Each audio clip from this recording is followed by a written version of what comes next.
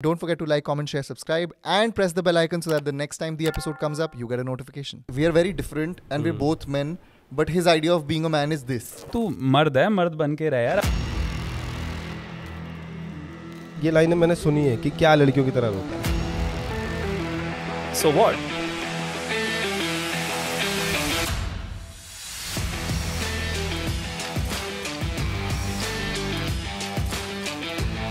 So it's kind of like a slap to the society.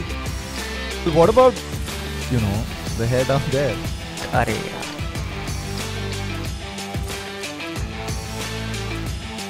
Idea of beauty जो society ने दिया हुआ है ना कि you should look like this. Hi, this is Ankush Bahugna. You have tuned into the Gentleman Show by the Man Company, जहाँ पे हम कुछ ऐसे एस्पेक्ट्स के बारे में बात करते हैं जो हमारी लाइफ से जुड़ा होता है, जिसके बारे में हम सोचते तो बहुत हैं पर कभी बात नहीं करते. और इस चीज़ के बारे में तो मैंने भी कभी बात नहीं करी है. It's about finance, mutual funds, shares, investment, savings. I am just getting uncomfortable just thinking about this because I've never had these conversations with anyone and I don't know anything. So a lot of my questions are going to be very basic.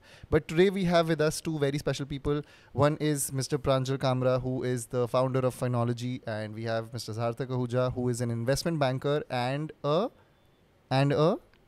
Chartered accountant. also a consultant for startups, right? Yeah. Thank you. So, hi both of you. How does it feel to be sitting with someone who will not understand anything that you say today? Oh, feels great. I mean, the fact that you don't know anything is the kind of audience I'm always looking for. I can say anything and get away with it. But listeners, में से कुछ लोगों को तो पता ही होगा. So you can't say anything and get away with it. There is no way on the internet that you can say something and Right. get away with it.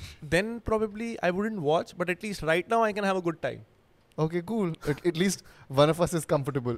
Great. What about you, Sarthak? No, I think this is the best kind of audience, quite honestly. And I think you shouldn't think that you're an outlier. Very honestly, every day the kind of people I'm talking to, people know very little about finance, and they may think that they know about finance, and they may think that they know what kind of crypto asset to put money in and what kind of stock to find जो बस 10 रुपए का है लेकिन ये बस 10 दिन में 100 रुपए का हो जाएगा. So people know very little, but Yeah. hopefully today we're going to bust those myths as well.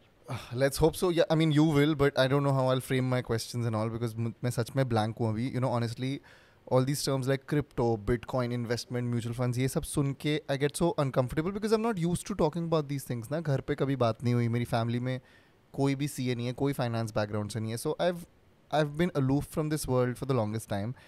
And now as an adult, it's so uncomfortable to talk about these things. In fact, every time friends groups से कभी बात होती है ना इस बारे में वो I'm investing in that, मैं उठ के निकल लेता हूँ because I'm like ये मुझे और stress देगा because I'm constantly every day of my life reminded of this investment and saving ki this is something that I need to do ASAP but I'm not doing anything about it and I also don't have anything to contribute to that conversation but then I thought about it. I was like maybe that's the whole point of having this episode because it's my work, this has pushed me to have this conversation today finally and that too in front of the whole public. But I'm sure हमारे listeners में कितने सारे लोगों को जिनको कोई idea नहीं होगा because some people are very passionate about it so they go read up on it.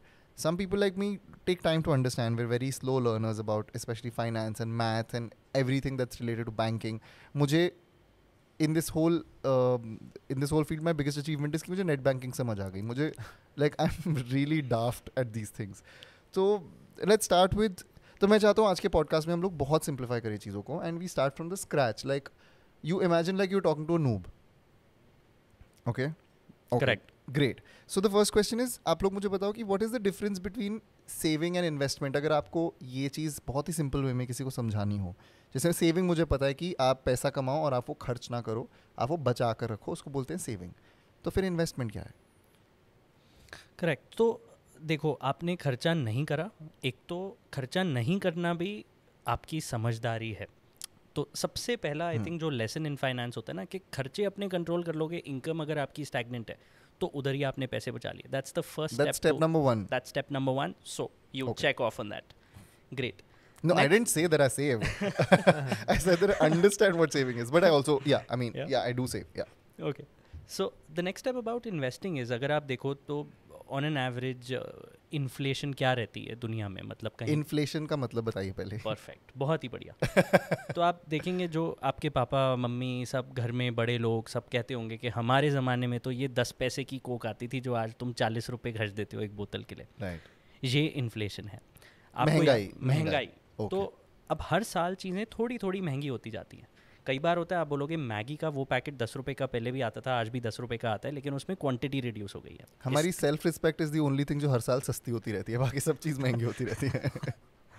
तो अगर आप देखोगे, अगर आपका पैसा समझो बैंक में बस पड़ा है या हाँ. आपने कैश निकाल लिया, कैश हाँ. आपका बस समझो कहीं अलमारी में आपने रखा है कि ये मेरे ऐसे कोई टाइम के लिए जहाँ पे मेरे को ज़रूरत पड़ेगी तो मैं इसको यूज़ कर सकता हूँ. तो हर साल जो चीज़ें महंगी होती जा रही हैं, हाँ. लेकिन आपकी कैश की वैल्यू तो उतनी ही है. राइट. तो इसका मतलब आज आप अपने पड़े हुए 10,000 रुपये से जितना खरीद सकते हो, मे बी 2 साल बाद उससे कम चीज़ें खरीद पाओगे. तो इसलिए अगर आपका कैश, चीज़ें महंगी हो जाएंगी लेकिन आपका पैसा उतना ही है. Perfect, exactly. ओके. तो अगर चीज़ें महंगी हो जाएंगी, इसका मतलब आपकी एक रिस्पॉन्सिबिलिटी है, अगर आपने इतनी मेहनत से पैसे जोड़े हैं और अपने खर्चे कम करके उसको कहीं सेव कराए, तो एटलीस्ट उस पर इतना तो रिटर्न कमा लीजिए, या उसको इस तरह से एक उसकी तरफ रिस्पॉन्सिबिलिटी समझिए अपनी तरफ कि इन्फ्लेशन आपका पैसा ना खा जाए. ऐसा ना हो कि चीज़ें इतनी महंगी हो जाएं अगले 3, 4, 5 सालों में कि आप जो आज खरीद सकते हो वो 5 साल बाद आप उसका आधा भी नहीं खरीद पाओगे. तो आर यू सेइंग कि बैंक में रखना वर्सेस उनको कैश निकाल के घर पे रखना is the same thing? Well, not necessarily. इसके लिए हमें ये समझना ज़रूरी है कि आपके देश में या आपकी सिटी में या आपकी कंट्री में, आपके लाइफस्टाइल में कितनी जल्दी चीज़ें महंगी होती जा रही हैं. तो अगर हम पिछले 2-3 साल का इंडिया में ट्रेंड देखें, and Pranjal can correct us if I am wrong in any way, but I think रफली अबाउट 5.5 से 6.5-7% टिपिकली आपकी ये इन्फ्लेशन रेट होती है. मतलब हर साल 5% चीज़ें महंगी हो रही है. हाँ, जो 100 रुपये की थी वो 105 की हो गई. Correct, correct. तो अगर इतनी चीज़ें महंगी होती जा रही हैं तो कम से कम आपके पैसे पे जो रिटर्न है वो कम से कम इन्फ्लेशन जितना तो होना चाहिए. रिटर्न मतलब इंटरेस्ट? रिटर्न मतलब इंटरेस्ट, बिल्कुल. तो अगर 100 रुपये पड़े हैं बैंक में तो 105 अगर आपने कमा लिया और 105 जितनी महंगाई हो गई, तो इसका मतलब 5 साल बाद भी अगर उसी रेट से आपका पैसा बढ़ते जा रहा है तो आप उतने की चीज़ें वो जो आज खरीद सकते हो वो तब भी खरीद पाओगे. ये एक सिंपल एक्सप्लेनेशन रही. अब अगर आप चाहते हो कि पैसे से पैसा बनता है, ये बहुत लोगों ने सुना होता है कि हाँ, कि your money needs to grow money. Exactly. पैसे क्या पेड़ पे उगते नहीं, पैसे पैसे पे उगते हैं. बिल्कुल. तो जैसे लोग फ्लेक्स करते हैं ना कि the real sign of success is when you're sleeping and your money is making money for you. Yeah, all this makes me so nervous. I'm like, how? तो वो देखो इतनी नर्वसनेस की बात नहीं है, काफ़ी सिंपल फिलॉसफी होती है अगर आप समझना चाहो तो. ये अभी आप इन्वेस्टमेंट समझा रहे हो? हाँ, मैं बिल्कुल बेसिक समझा रहा हूँ, बेसिक कॉन्सेप्ट. तो आपने बस ये इंश्योर करना है कि अगर महंगाई जितने से हो रही है, अगर आपका पैसा उससे ज़्यादा रेट से बढ़ रहा है, मतलब आपको इंटरेस्ट आ रहा है या कुछ रिटर्न आ रहा है, उसको कहीं रख के लगा के इन्वेस्टमेंट में, तो आपका पैसा वैल्यू में बढ़ता जा रहा है. 5 साल बाद इन्फ्लेशन के बावजूद, महंगाई के बावजूद, आप ज़्यादा खरीद पाओगे उसी पैसे से जितना आज आप खरीद पाते हो. तो प्रांजल, जब आप इन्वेस्ट करते हो तो आप अपना पैसा किसी और को देते हो? राइट. तो दोनों तरीके हैं, आप खुद भी कर सकते हो और आप किसी से करवा भी सकते हो. लेकिन जस्ट टू ऐड ऑन जो उन्होंने बोला, अगर मैं इसको इस पर्सपेक्टिव से समझाना चाहूँ कि इन्वेस्टमेंट क्यों इतना ज़रूरी है. अभी ज़्यादातर लोग जॉब करते हैं. जब भी हम जॉब करते हैं तो हमको साल भर में कितना इंक्रीमेंट मिल जाता है? 15% मिल जाता है, 20% मिल जाता है. आईटी वालों का समय अच्छा चल रहा है लेकिन 15-20% मिलता है. अब सोचो, अगर इस 15-20% जो आप 8 घंटे 10 घंटे साल भर मेहनत कर रहे हो 20% इंक्रीमेंट के लिए, वहीं आप म्यूचुअल फंड में डाल दो, किसी और को दे रहे हो पैसा, डायरेक्ट स्टॉक्स में लगा दो, तो आप खुद कर रहे हो. 20% के बदले आपको 10% का एक्स्ट्रा इंक्रीमेंट मिल जाए तो ये 10% का एक्स्ट्रा इंक्रीमेंट है. क्योंकि एफडी से ये इंस्ट्रूमेंट्स हों, डायरेक्ट स्टॉक्स अगर आप ठीक से करो या म्यूचुअल फंड, आपको एफडी से 10% ऊपर का रिटर्न दे देते हैं ऑन एन एवरेज. यानी आपका इंक्रीमेंट इस बार 20% का हुआ, लेकिन आपकी अर्निंग 30% बढ़ गई क्योंकि आपका पैसा 10% एक्स्ट्रा रिटर्न कमा रहा था. और याद रखिए, वो 20% के लिए ना हमको 8 घंटे साल भर काम करना पड़ा. ये 10% एक्स्ट्रा के लिए हमको क्या काम करना पड़ा? कुछ भी नहीं करना पड़ा. नहीं लगा. तो ना एक बहुत अच्छा डेटा था, मैं जब अपनी बुक लिख रहा था तो ये डेटा मुझे पता चला कि जब कोई रिटायर होता है तो उसकी नेटवर्थ का 40% इस बात पे डिसाइड होता है कि उसने पैसिव इनकम कैसे जनरेट की, मतलब पैसिव इनकम मतलब जो खुद ग्रो हुई है। हाँ, पैसे पे पैसा बना। तो सोचो रिटायरमेंट के समय आपके पास 60 लाख की सेविंग होने वाली है या 1 करोड़ की सेविंग होने वाली है, ये इस बात पे डिपेंड करता है कि आपने सेव किया या सेव के साथ इन्वेस्ट भी। तो हम सारी जिंदगी रिटायरमेंट तक 60 लाख रुपए इकट्ठा किए, उसको हम 40 लाख और बढ़ा सकते थे सिर्फ इन्वेस्ट करके, बिना टाइम इन्वॉल्व किए। इतना फर्क पड़ जाता है इन्वेस्ट, और ये साथ साथ होता रहता है, साथ साथ होता रहता है और टाइम ही नहीं देना पड़ता है। तो अब जो आपने अगला पूछा कि खुद भी कर सकते हैं और दूसरों को भी दे सकते हैं। नहीं, मेरा मतलब था कि व्हेन यू से इन्वेस्ट योर मनी, इन्वेस्ट जब आप करते हो मनी तो आप वो मनी किसी को देते हो ना, that is what is investment. No, right, ठीक है, सही बोल रहे हो आप।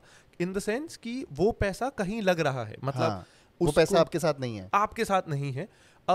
लेकिन इसमें भी एक फर्क है, कई इंस्ट्रूमेंट्स ना बहुत लिक्विड होते हैं, मतलब आज वो पैसा आपके पास नहीं है। जैसे मान लो आपने कोई म्यूचुअल फंड खरीदा, एकदम नॉर्मल म्यूचुअल फंड, अब आज आपके पास वो पैसा नहीं है, आपने डाल दिया। Let's go one step back now, mutual fund क्या होता है?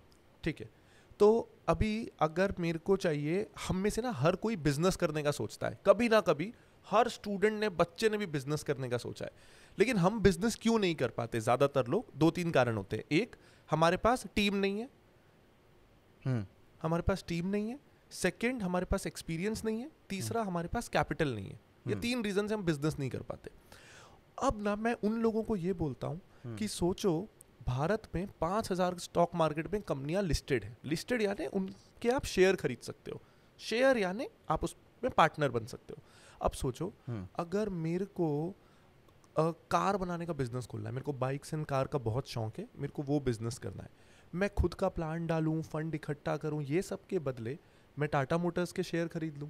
इसमें क्या हो रहा है ना, इंडिया के ब्राइटेस्ट माइंड से आज से कुछ साल पहले तक रतन टाटा टाटा मोटर्स को मान लो मैनेज कर रहे हैं, तो मेरा पैसा रतन टाटा मैनेज कर रहे हैं टाटा मोटर्स में, यानी वो मेरे लिए काम कर रहे हैं। और अगर मैं खुद का स्टार्टअप खोलता तो रतन टाटा आके थोड़ी ना मेरे लिए काम करते। तो मेरे को अगर लगता है कि मेरे को टेलीकॉम बिजनेस करना है, मैं जियो में पैसा लगा दूं, मुकेश अंबानी मेरे लिए काम कर रहे हैं। ये सारे कितनी अच्छी फीलिंग होगी, बताओ, अंबानीज आपके लिए काम कर रहे हैं। बताओ। तो मैं इंडिया के बेस्ट लोगों को मेरे लिए नौकरी पे रखता हूँ जब मैं शेयर्स में पैसा डालता हूँ। लेकिन शेयर्स में पैसा डालने के लिए मुझे कंपनियों की समझ होनी चाहिए, मेरे को टाइम देना पड़ेगा, वो कंपनी क्या कर रही है, कितना कमाती है, फ्यूचर प्लान क्या है। मेरे को ये सब नहीं करता है, मेरे को बस ये करना है कि इंडिया की जो भी बेस्ट बिजनेसेस हैं उसमें मेरा पैसा लगा रहे। वो बेस्ट बिजनेस कौन से है ये मेरे को खुद नहीं ढूंढना है।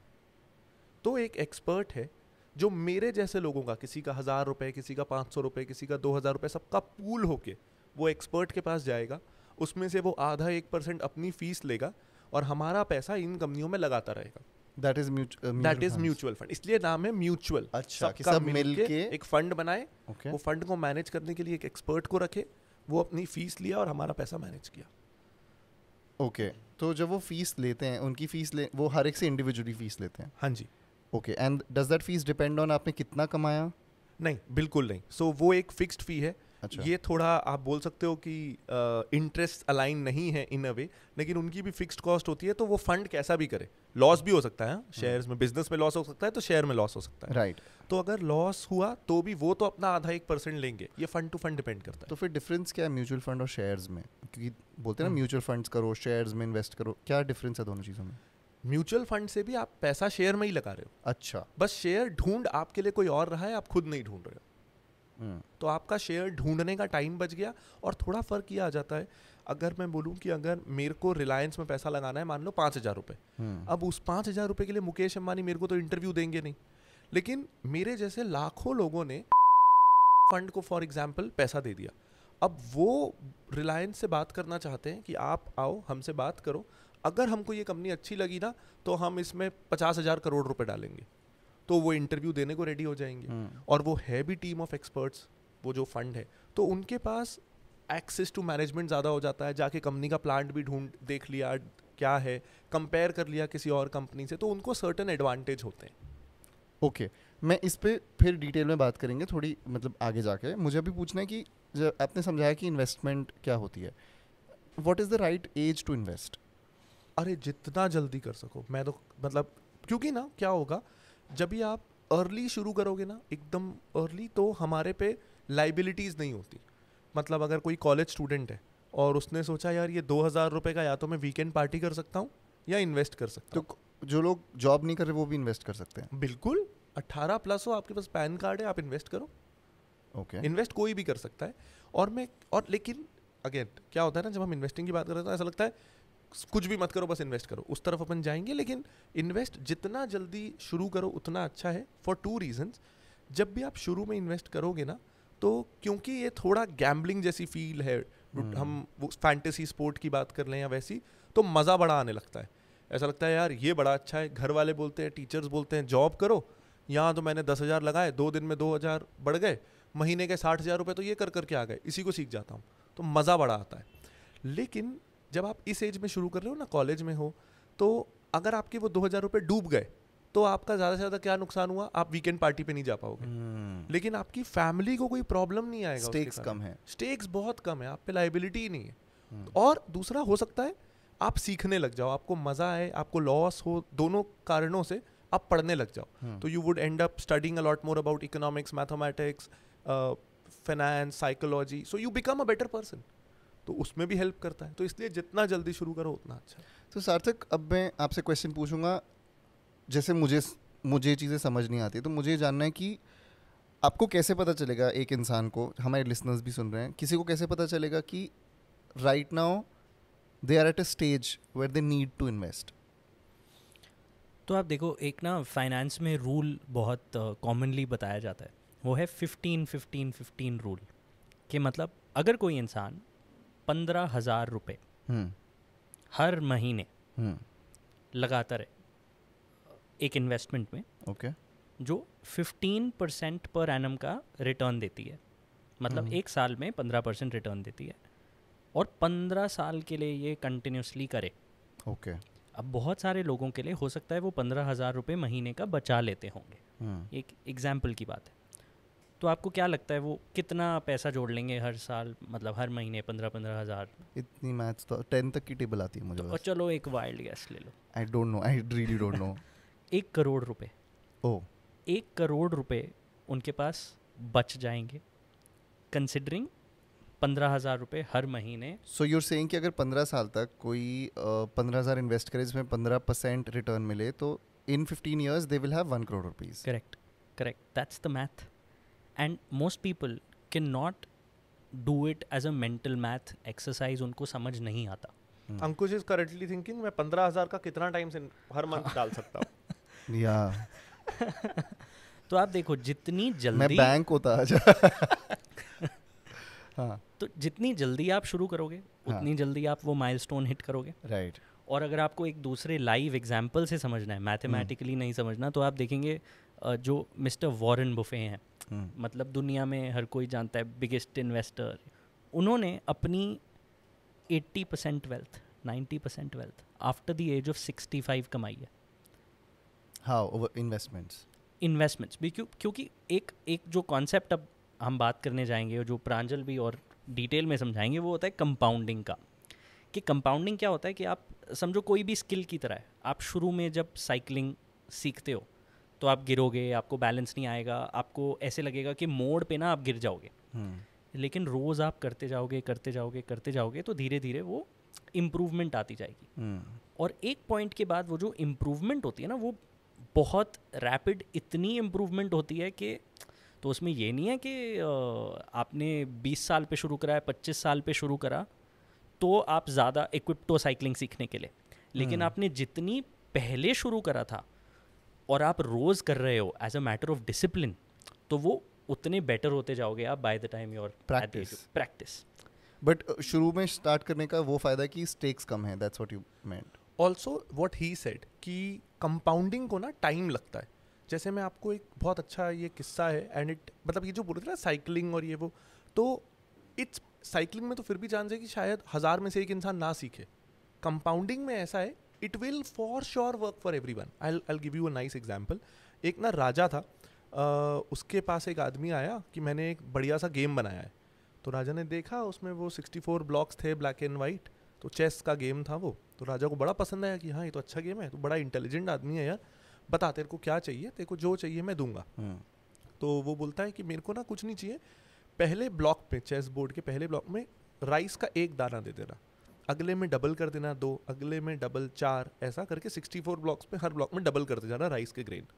तो राजा हंसता है, ये पागल, तेरे को कुछ भी दे देता, मैं तेरे को घर दे देता, सोना दे देता, ये क्या मांग लिया चावल के दाने, मैं तेरे को इंटेलिजेंट समझा था। वो अपने मंत्री को बोलता है दे दे इसको जो देना है और भगा दे ऐसे। तो आधे घंटे में वो थोड़ी देर में दौड़ते हुए आते हैं कि वो तो पूरे राज्य का ही हमारा चावल खत्म हो गया, लेकिन इतना चावल नहीं है हमारे किंगडम में। So that's 2 to the power 64, ये जो है 64 ब्लॉक्स।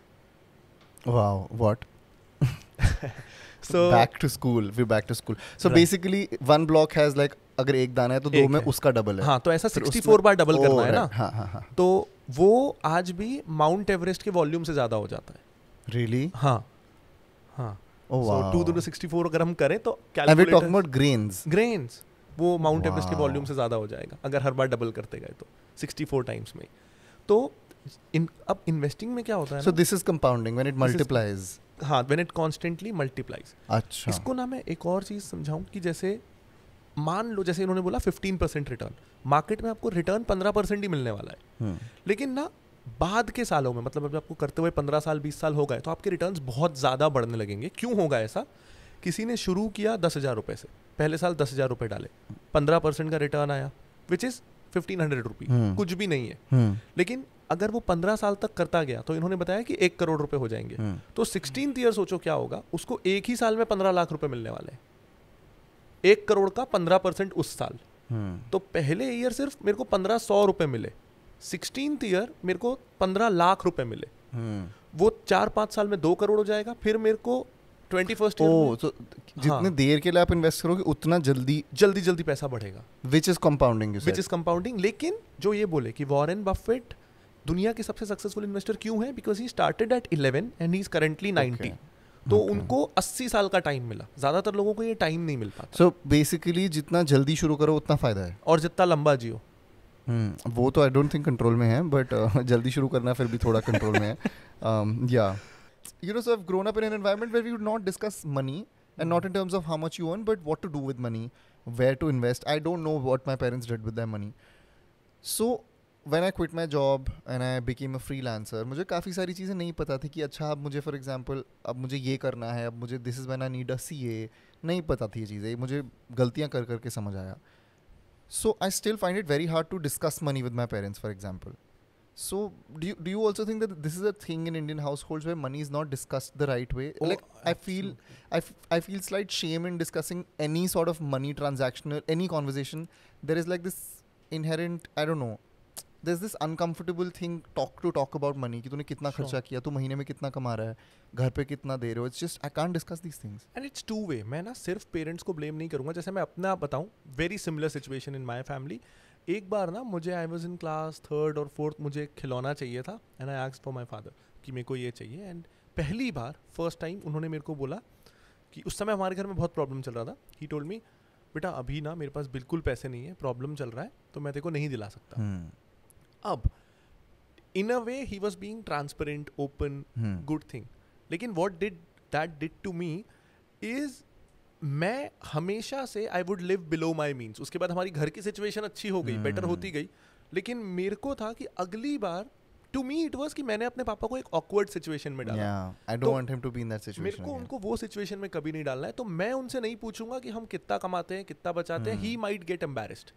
तो आई थिंक बोथ वे होता है। हमको पता होता है हमारे पेरेंट्स कितनी मुश्किल से गुजारा कर रहे हैं। लाइक फॉर एग्जांपल जब स्कूल में होता था ना कि ट्रिप्स हो रही हैं, कौन जाएगा, मैं अपना नाम भी नहीं लिखवाता था। I have never asked my parents कि मैं ट्रिप पे जाऊं कि नहीं, because growing up I just knew that this will be a luxury, like going on a school trip will be a luxury for me, and I know that they, you know, I know the hard work that they're doing. I know that this is not what I want. So I also never discuss this with them. So abhi bhi ye hota hai, like my parents don't know how much I earn. They've never asked me. I've never told them. But sometimes when you need advice, when you need financial advice, and you hire people also, when you hire a CA also, it takes time to trust them because you have never discussed your money with your parents. तुम किसी और को कैसे, वो तुमसे bank statements मांग रहे हैं, मुझे OTP देने में डर लगता है यार। मुझे लगता है कोई मेरा पैसा लेके भाग जाएगा, because I am not comfortable, I don't understand basics, I won't even know if someone tries to fool me, मुझे नहीं समझ आएगा। So I mean, do you think it's a cultural thing? Sure it or definitely is it just my experience? नहीं, I think most middle class families, मैंने अपने relatives के यहाँ, हमारे यहाँ हमेशा ये देखा ही है, all we talk about is saving more, that's the end of बस बोल के बेटा तुम सेव कर रहे हो कि नहीं, तुम सेव कर रहे हो कि फिजूल नहीं. खर्ची मत करो और बचाया करो, but that's just not enough. और मतलब ना एक ना इसमें बहुत अच्छा हैक भी है कि अगर आपको जानना है ना कि महंगाई कितनी बढ़ रही है, तो that's a very economic data, वो हमको जनरली पता नहीं चलता. आप ये देख लो कि आपका बैंक आपको एफडी कितना दे रहा है, एफडी में रिटर्न कितना दे रहा है, 5% दे रहा है, 6% दे रहा है, बस उतने ही परसेंट से आपका पैसा हर साल कम हो रहा है, उतनी ही महंगाई है. एफडी और महंगाई हमेशा लगभग बराबर होती है. Okay okay okay. So that's the hack. आप पूछो बैंक में, अच्छा 6% है, मतलब मेरा पैसा अगर मैं एफडी नहीं कर रहा हूँ या कहीं और नहीं कर रहा हूँ, हर साल मैं 6% और गरीब होता जा रहा हूँ. So you're saying कि अगर मैं FD में डाल रहा हूँ तो I'm staying at par with the महंगाई. हाँ, But still not earning. तो हाँ, FD still is not earning. enough. हाँ, स्टिल नॉट अर्निंग. और अगर मैं नहीं डाल रहा हूँ, दिस इज द थिंग, मैं हर साल 6% गरीब होता जा रहा हूँ. So bare minimum जो तुमको करना है to make your 100 rupees stay the same is by investing that 100 in an FD. So this is okay. This is a lot of but you know जैसे आपने हाँ, प्रांजल अभी हाँ. कल्चर की बात करी है, कंट्री की, तो आई थिंक एक जो अच्छी चीज़ है, हमारी अपब्रिंगिंग ही देख लो, इससे क्या है, at least that one aspect of खर्चा वो लिमिट कर दिया. बट अगर आप एजुकेशन की बात करो ना, तो स्कूल में हमें नहीं सिखाते पर्सनल फाइनेंस. मैंने सीए की पढ़ाई करी, सीए की पढ़ाई में सब्जेक्ट ही नहीं है पर्सनल फाइनेंस का. oh मैंने- wow. हाँ, Even CAs don't learn it. मैंने सीएस की पढ़ाई करी, कॉस्ट एंड मैनेजमेंट हाँ, अकाउंटिंग करी, हाँ. भाई सब्जेक्ट ही नहीं है पर्सनल एमबीए फाइनेंस का. फाइनेंस में नहीं है. मैं एमबीए फाइनेंस there करा, is- उसमें भी नहीं है. So would you say that there is something incomplete with the education system? Correct, Okay. Absolutely, and that's what it is. Because इतना पढ़ के भी मैंने खुद हाँ. कब इन्वेस्ट करना शुरू करा, मेरी एमबीए खत्म हुई, उसमें तो मेरा पैसा लग गया था, मेरे पास कुछ था ही नहीं. I had to start again. So I wish I were in that privileged position कि मैं 18 साल से इन्वेस्ट कर पाता. Sarthak, you're making me feel better. Yeah, Because if exactly. you didn't know, then it's fine for me to be an idiot. So, you know, after at least when you realize at the age of 26, 27, when I completed my MBA also, I realized अब मैं कुछ कमा रहा हूँ, अब मेरे को invest करना है, तो मेरे को ये सारी एकेडमिक एजुकेशन ने तो कुछ पढ़ाया ही नहीं है, तो अब खुद से ही एफर्ट करना है. And it's great that now because of Instagram, because of social media, because of the internet, people have access to this information which earlier when the internet wasn't there, if your books weren't teaching you and your parents weren't telling you, Oh, right. How do you learn? how do you learn? So we're in a great time where now if a person is not learning, then they're not taking responsibility, because पहले time पे तो वो access to information ही नहीं था. That's on you. That's on you. Wow, मेरे को better feel करा के ऐसे जमीन पे उठा के पटक दिया है. So this brings us to almost the end of the episode. We're going to play a little segment now which is called कुछ करते हैं यार, where I want both of you to give me 2 biggest finance myths. So you give me 2 finance myths and then you tell me 2 finance myths. So the first is get rich quick. That's a myth. It's a scam. It's a scam. It's a scam. It's speculation. You may be seeing other people making Yeah. money very quickly. Don't fall for that. Okay. Patience. वो patience is the biggest rule which Right. you must follow. Second finance myth is just thinking that, you know, the more number of stocks I have, more diversified I will be. It's statistically been proven that any more than 21 stocks in your portfolio will not diversify your risk anymore. तो कई लोग जो बहुत सोचते हैं ना, मेरे पास तो मैंने 50 कंपनियों में इन्वेस्ट करके इतना डाइवर्सिफाई कर लिया, उतनी ज़रूरत नहीं है. 15 से 20 कंपनियों में आपने इन्वेस्टेड है, सो यू आर डाइवर्सिफाइड. सो मेरा पहला होगा कि you know people have this perception कि उनको कॉमर्स, अकाउंट्स या मैथ्स आना चाहिए इन्वेस्टिंग करने के लिए. That person is me. Absolutely बिल्कुल भी ज़रूरत नहीं है. सो यूएस में सर्वे में आया था कि generally the best investors in US are female doctors. Okay. हाँ, बिकॉज उनके पास टाइम ही नहीं है to waste on tracking the market. They just invest and forget, and nothing is more powerful than compounding. That overrides everything. So because they are so busy, they let compounding work. तो मैं इस domain का नहीं हूँ इसलिए नहीं कर सकता is a myth. It's for it's a life skill. तो मैं साइंस वाला हूँ इसलिए मैं खाना नहीं बना सकता, मैं आर्ट्स वाला हूँ इसलिए बना सकता, ऐसा नहीं है. ये बहाने हैं basically. हाँ. I know, I It's say for that, everyone. and it's an excuse to हाँ, so it's run away for from it. everyone. And the second is that, you know, there are people who have this inside information, और अगर आप उनसे tips ले लो तो you can make millions. मतलब insider information पे काम करना, secret leak, वो ना शेयर मार्केट में बहुत चलता है कि पक्की टिप आई है. पक्की टिप अगर है तो तुझ तक कैसे पहुंच गई? तू तो 4 दिन पहले शुरू किया मार्केट. जो 20 साल से बैठे पहले उनको पहुंचेगी ना. हाँ. अगर हम तक कोई पक्की टिप पहुंच रही है तो वो पहुंचाई जा रही है, Oh, वरना कैसे पहुंच जाएगी? घर बैठे बैठे तुझे पक्की टिप मिल गई, हो ही नहीं सकता. this feels like हमारी लाइफ सच में गेम ऑफ थ्रोन्स जैसी, किसी पे भरोसा ही नहीं कर सकते यार. But that brings me to the last question of this podcast, which is, if you were to define the modern gentleman in one word, what would it be? We'd start with you, Sarthak. I think taking a cue from my last answer, patient. A gentleman is just patient. Patient. And Patient with money? With patience in life, Hmm. great things come. Mm-hmm. And you don't need to track them every day, and you don't need to be bothered by आज क्या हो रहा है, कल क्या हो रहा है. If you're patient and disciplined, Mm. you can create immense amount of wealth. Okay, so that's patient. What about you? Secure. I think a lot of problems जो हम पेट्रियार्कल सोसाइटी से कनेक्ट करते हैं, that comes from insecurity of the man of the family. Mm-hmm. वो मेरे से ज़्यादा क्यों कमा रही है, मैं क्या वो जो उसका फ्रेंड है उतना अच्छा दिखता हूँ कि नहीं, मेरी बॉडी उतनी अच्छी है कि नहीं, मेरे फिजिकल मेजरमेंट्स उतने अच्छे हैं कि नहीं, मैं कैसा दिख रहा हूँ. सो इनसिक्योरिटी बहुत होती है आदमियों में, लड़कों में. Yeah. सो आई थिंक कोई अगर सिक्योर हो, अपनी स्ट्रेंथ और लिमिटेशन उसको पता हो, that makes a gentleman. 100% agree. And I think all men listening to this would really relate to this. Because, I mean, we've all been there at some point. We've compared something or the other with someone else. And yes, this brings me to the end of this episode. This was great. This was very insightful. I think the most informative episode that we've shot. And I can't believe that I got through this entire conversation without like getting up and leaving because I was too intimidated. But this is a great... this is a great push for me also personally, so I'm really glad that this happened. And thank you so much for giving us your time. I'm sure the listeners had a great time listening to this.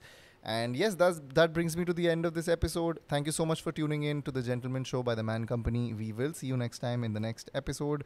But till then, please give us your feedback on social media @Ankush Bhawguna, @The Man Company. And yeah, see you next time.